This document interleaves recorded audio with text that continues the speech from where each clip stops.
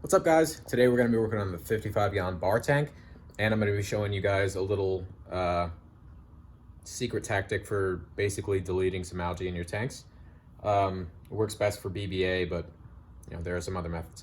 But in the 55-gallon, no, we're not going to the tank yet. On the 55-gallon, so the 55-gallon looks kind of nice. I have friends that come over, they'll sit at the bar, and they love watching the fish and stuff like that. And it looks nice because it's got a lot of live plants and there's some rocks and stuff. But frankly, in my opinion, the aquascape looks like shit. So I'm gonna try. I've been slowly just working and working and working at it, trying to get it better.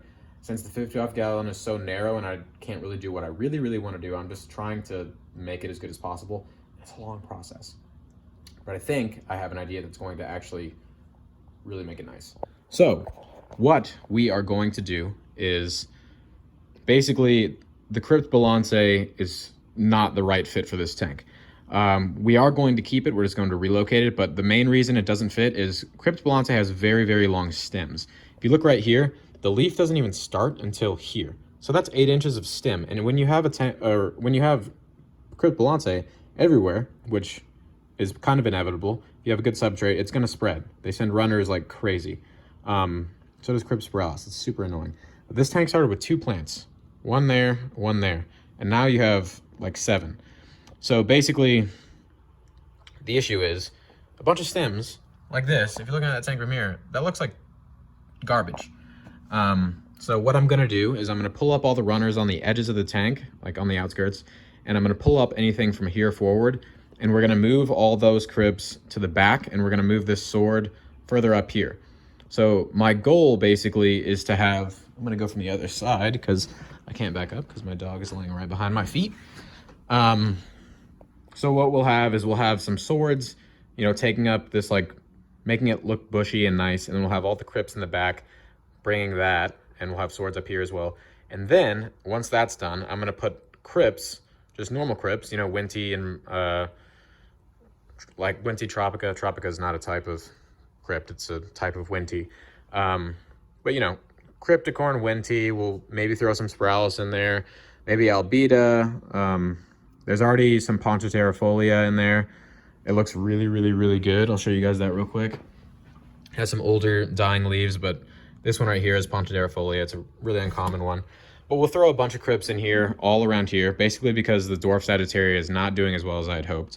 And that'll fill up all that negative space on the ground, and it'll look just really good once we do that. Or at least I'm hoping. And then maybe I'll add some more ferns and stuff to these guys, maybe some more ferns back here.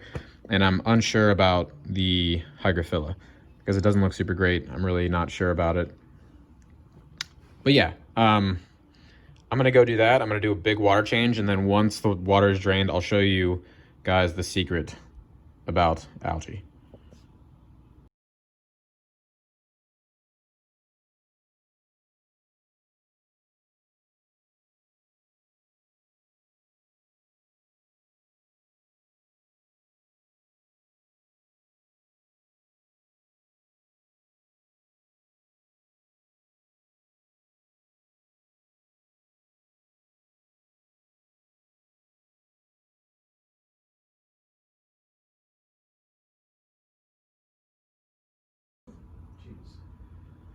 Oh, these plants take so long to pull out because they're so big, but a good tactic you can use for pulling out really big crypts and just really big rooted plants is you pull the plant itself up a little bit so you can expose the roots, and then you grab these each individual like heavy roots and pull those out one at a time. And it takes a long time, but look how long this is the stem of the plant, and the root is still in the ground. And it's still in the ground, and it just released. It's ridiculous. It's a very big crypt. And this isn't even like a crazy big one. They get way bigger than that. I've seen Crypt Balances with like stems like that thick. Technically it's like 7 of them, but they get so big. I'm gonna continue pulling these guys.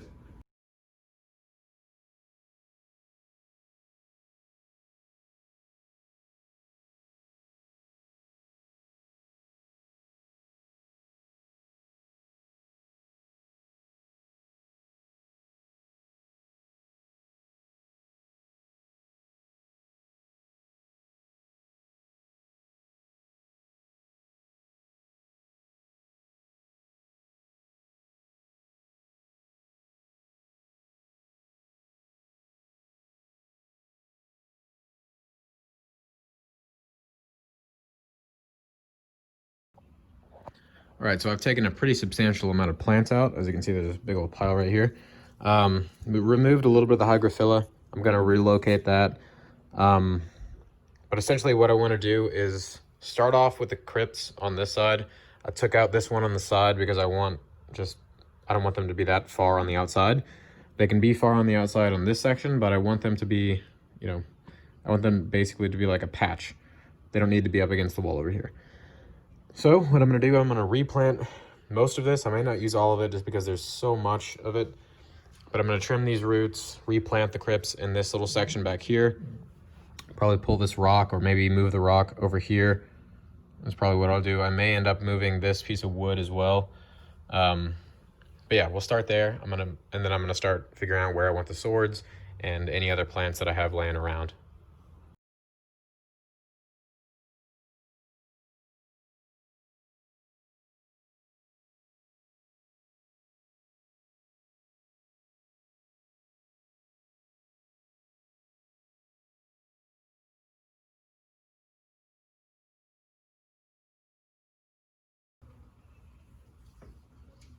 So big thing when you're replanting, big rooted plants, you can't just plant their root system because it's gigantic.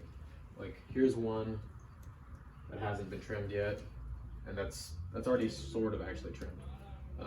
But the roots are gigantic. Same thing on this guy, same thing on this sword a little bit. So I trimmed the roots pretty heavily. This one had roots that went all the way down to here, and that's what's left, just a little nub. And yeah, so you just go ahead and replant it after that.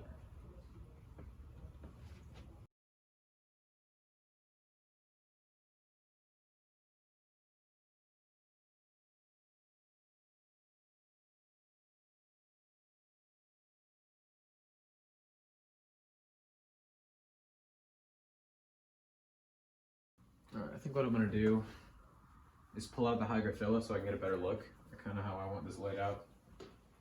And then we'll make a decision after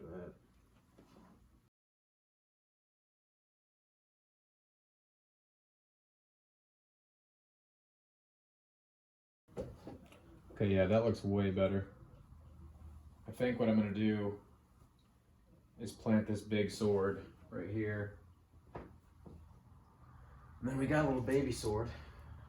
I don't know where I'm gonna put that yet, but I think it's probably gonna end up back over here or back here. I think back there would probably be best. Yeah, we're gonna throw this little guy there and the big guy right in the center. And then I'm gonna add a bunch of crits. And I might not even add the hygrophila back. So now I'm just trimming this sword. There's a lot of almost broken off leaves on the bottom. So I'm just gonna pull those guys off. You don't have to cut them. When plants grow leaves, like direct leaves out of the bottom and just get wider, it's easier to trim by just taking the leaf, pulling it down. Same thing with crypts, same thing with everything. The newer stuff comes out of the top. So trimming the older dead growth, super easy.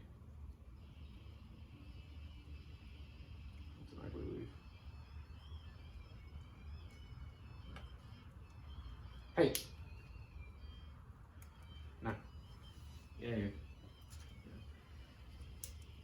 So then again, we're going to trim this root section. Not too much, because this is just take a little bit off, because this looks like it'll be pretty easy to plant. And we're going to throw it back in.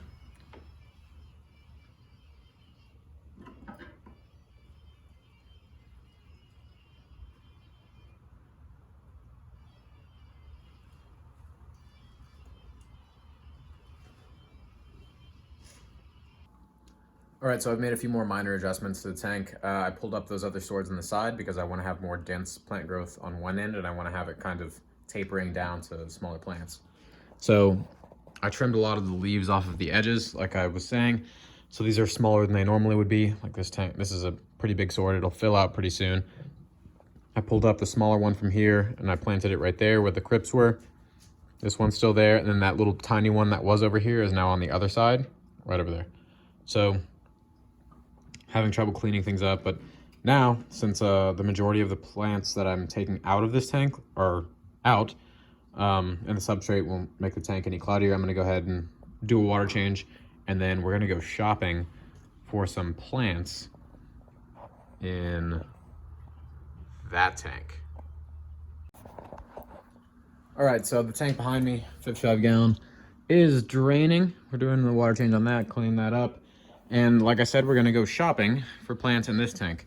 So basically, this is getting really dense in the back, and I ended up planting a few crypts back there, and they're just not gonna do great, like super far in the back. Like you can see, there's a little guy right there, and there's some more in there just kind of tucked away. I'm gonna pull those guys out and then transfer them over to this tank, that tank.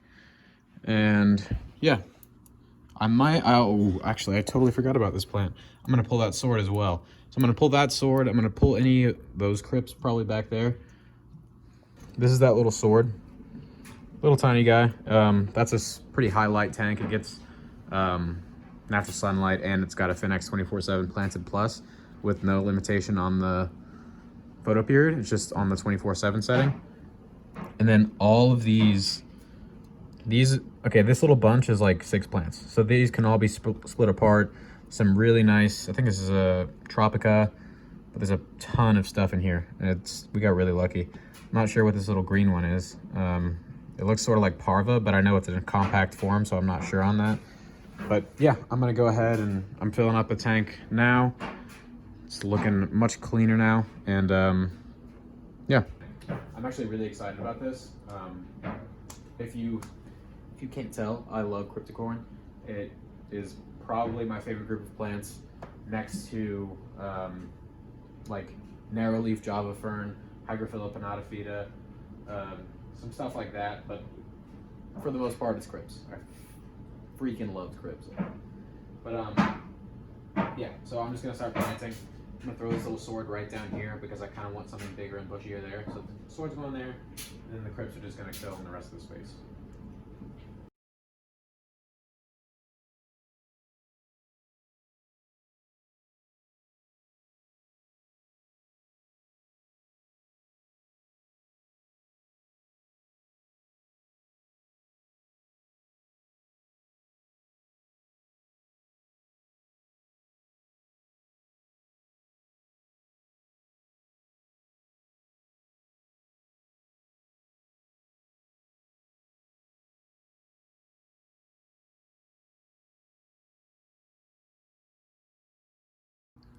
All right, so I've got all those crypts planted. I've got the little sword right up here. I wanted something sort of still in this section.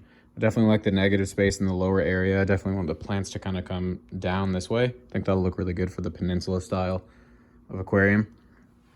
But yeah, so if you look closely, you can see tiny crypts planted all over the place. Same thing on the other side. And like I said, I'm not sure exactly what all of those species are because they're in they're in compact form because they were in the high light tank. So it's really hard to identify them. But those will all grow in and they'll get really bushy, and this tank is just gonna look really, really, really nice after that. All right, and now for the algae pro tip. Basically, first off, I would like to say, I think I may have said this earlier in the video, but if you are having algae issues, this is not necessarily like an end-all be-all for you. If you have an algae problem in your tank, you need to address the problem that is causing the algae. You can't just do this and expect your tank to be fine, because algae is caused by either not doing enough water changes. There's a lot of different species of algae, so we'll start off with that. So it could be high phosphates, high nitrates, high, what's the other one? Could be a bunch of stuff. You could not be doing enough water change. You could be having too much lighting, like your photo period could be too long. But you basically need to fix the root of the problem before you do something like this. But, okay, we're just gonna get right to it. Siamese algae eaters are a secret weapon for black-beard algae. If we look, oh geez, I just dropped my phone a little bit there. If we look at this tank, you can see there's 0 black-beard algae. There's a little bit of green spot, like you can see down in there. There's some on top of this, But all of that is slowly like eroding away. I've cleaned all the filters out, done that, changed the photo period, done that, and I do more water changes than what was going on before that. But yeah, so as you can see, there is 0 blackbeard algae in this entire tank.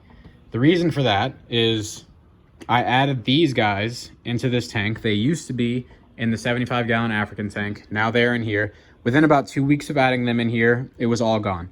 I'm gonna try to find footage from when I first had this tank up, but there was blackbeard algae literally covering this piece of wood. There was a bunch of it on this. It was all over the rocks, and I was getting accumulations of blackbeard algae down there. And obviously, I changed, the water cycle schedule, or the water change schedule, the filters, the lighting, and all that stuff.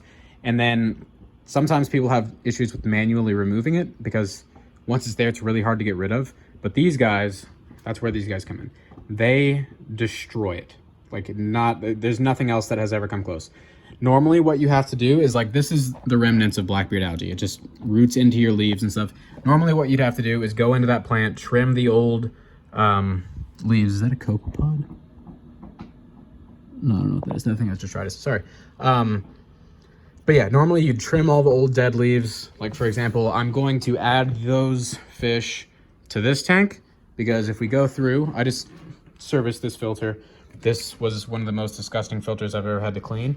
But there's BBA on the rocks. There's BBA all over the plants. And normally what you'd have to do is either take these plants out or try to do it in the tank, and you'd have to trim off all of the growth with BBA on it. Make sure you get every little speck of it, or else it will come back in full force and just take over again. You have to eradicate it 100%, or else it's going to keep giving you issues, typically, is what you have to do. But I'm going to add them to this tank, and they will, I'm 99% sure, or I mean, I've done it before, but they will most likely take care of this problem entirely. And if I keep having algae grow back, then I know it's not the fish's fault. It looks like it's starting to die off. It's really light in color right now. So it's probably going to die off soon, but you still need to manually remove it. And that's where the fish come into play. But yeah, like I said, this isn't a fix-it for algae problems. You can't just add fish to your tank and then ignore the underlying problems of where the algae came from. You need to fix the problems that caused the algae in the first place. This is just a tip to manually remove blackbeard algae or try to keep it under control if it somehow got into your tank and then started spreading. Blackbeard algae isn't necessarily caused by, too high of nitrate, which is harmful to your fish. It's usually caused by, I'm gonna have to look this up, and if I say it wrong, I'm just gonna put a little thing that says the actual thing, but I think it's phosphorus and lack of flow. So I know people who have used Siamese algae eaters to control the blackbeard algae where they just didn't have enough flow in the tank, but the water was still fine for fish. And that's okay, but it's still not addressing the original problems. But yeah, as you can tell, there's a recurring theme. You have to fix the underlying problems that cause an issue as opposed to putting a Band-Aid on your algae. But yeah, so that's basically the tip. Siamese algae eaters are gods at this, and you'll see it in the footage and stuff like that. I'll probably make a short clip after this, or not a short clip, but I'll drain this tank in a week to do a water change, and I'll catch the algae eaters out of there. I'll put them in that tank, and I'll make a short video, and I'll post it on here of the results 2 weeks later, something like that, and just basically show you guys the proof is in the pudding. There's not going to be any blackbeard algae in that tank in a few weeks. But yeah, I think that's it. I can't think of anything else. But yeah, thank you guys so much for watching. Don't forget to like and subscribe. Hopefully I'll see you guys next time, and everybody stay safe out there.